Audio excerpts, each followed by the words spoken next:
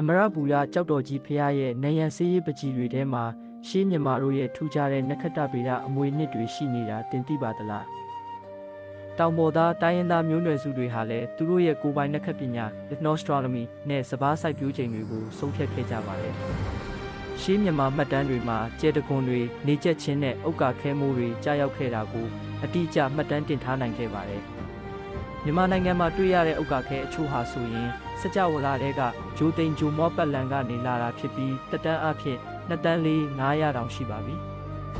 1884ခုနှစ်မှာဖြစ်ပွားခဲ့တဲ့တောက်ကြကျိုနေမျက်နှာပြင်ကိုဖျက်ဆီးမှု Transit Venus ကိုကမ္ဘာတဝန်းမှာမှတ်တမ်းတင်ခဲ့ချိန်မှာမြန်မာနိုင်ငံမှာရောဘယ်လိုမှတ်တမ်းတွေရှိခဲ့မလဲ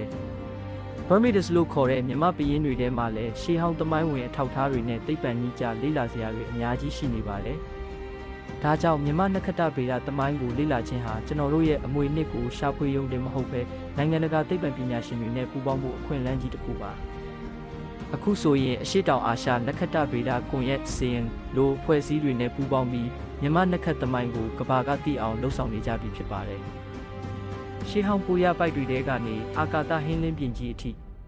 ကျွန်တော်တို့ရဲ့နက္ခတ္တသမိုင်းအကြောင်းသင်ရောဘာတွေသိထားလဲခါမဲ့မှာပြောပြခဲ့ပါဦး